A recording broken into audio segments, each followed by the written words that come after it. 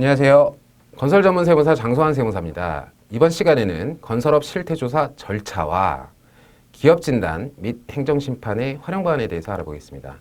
실태조사 절차와 기간은 어떻게 되는지, 그리고 실태조사를 심사하고 있는 담당 기관은 어디인지, 실태조사 시에 기업 진단으로 소명은 어떻게 하는지, 안 됐을 경우 행정심판을 어떻게 활용하여야 하는지에 대해서 알아보겠습니다.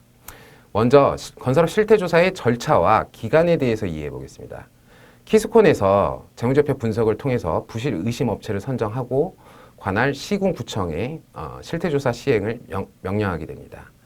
실태조사 대상으로 선정된 업체는 재무제표, 금융증빙, 세무증빙 등 서면으로 소명자료를 제출하여 소명이 될 경우는 여기서 실태조사가 끝납니다. 근데 만약에 서면 심사로도 소명이 안 되었다라고 하면은 기업 진단을 통해서 재무관리 상태 확인 진단 보고서를 제출하여 소명을 해야 되겠죠. 요걸로도 안 됐다. 그러면은 이제 시군구청에 청문으로 가서 이의 제기 등을 하는 절차를 거쳐서 최종적으로 영업정지 행정처분이 내려집니다. 그래서 실태조사 대상으로 선정이 돼서 최종 영업정지 행정처분이 내려지기까지의 기간을 보면 대략 6개월 정도가 소요가 됩니다. 영업정지 행정처분이 내려진 후 이에 대해서 다시 뭔가 억울해가지고 다시 해보겠다라고 하면은 남은 방안은 행정심판뿐이라고 이해하시면 되겠습니다. 다음은 실태조사의 심사기간인데요. 전문건설업의 경우와 종합건설업의 경우가 내용이 좀 특이하게 다릅니다. 이 부분을 명확하게 이해를 하셔야 되는데요. 전문건설업의 경우는 재무제표 및 금융증빙 등 서면 자료를 제출해가지고 서면 심사를 할 때도 관할 구청 및 구청의 담당자가 서면 자료를 제출받아서 직접 심사를 합니다.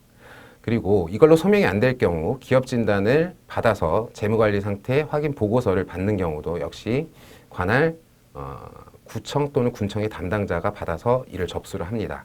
그리고 이 둘로도 소명이 안 될 경우 청문으로 이어지게 되는데요. 역시 이 경우도 관할 담당자가 직접 수행을 하게 됩니다. 한마디로 전문건설업의 경우는 지자체 담당자가 일관되게 심사와 청문을 담당하고 있습니다. 그러나 종합건설의 경우가 좀 다릅니다. 부실 의심 업체로 선정이 돼서 실태조사가 시행이 되면은 서면 자료를 제출하는 것은 똑같습니다. 그러나 무엇이 다르냐? 시청에서 이를 직접 수행하는 경우도 있지만 지자체에 따라서 대한건설협회에 이 서면 심사를 외주를 주고 있습니다. 더 특이한 점은 대한건설협회가 회계법인 등의 서면 심사의 실질자본 평정을 외주를 주고 있다는 점입니다. 그래서 서면 심사로 소명이 안 될 경우 기업 진단을 통해서 재무관리 상태 확인 보고서를 제출하겠다라고 했을 때 회계법인 등에서 이를 수용하지 않습니다. 그래서 회계법인 등이 1차적으로 심사한 서면 심사 의견을 대한건설협회에 이관을 하게 되고요. 대한건설협회가 이를 다시 이 의견을 시청의 담당자에게 이관을 하게 됩니다. 그럼 이제부터서야 시청의 담당자가 청문까지 직접 관여를 하게 되고 기업 진단을 통한 재무관리 상태 확인 보고서는 청문 전 또는 청문회 과정에서 제출할 수밖에 없습니다. 한마디로 종합건설업의 경우는 심사의 기관이 상당히 여러 군데 분산이 되어 있다라는 점을 전문건설업의 경우와 대비시켜서 명확히 이해하셔야 되겠습니다. 다음은 행정처분이 내려진 경우는 마지막으로 남아있는 방법은 행정심판뿐이 없는데요. 행정심판은 행정소송에 비해서 신속하게 분쟁을 해결하고 비용이 크게 소요되지 않는다는 장점은 있습니다. 만약 기업 진단으로도 소명이 안 되면 행정심판을 통해서 영업정지 행정처분 취소 청구를 구하거나 아니면은 영업정지 기간 감경을 위해서 노력을 해야 합니다.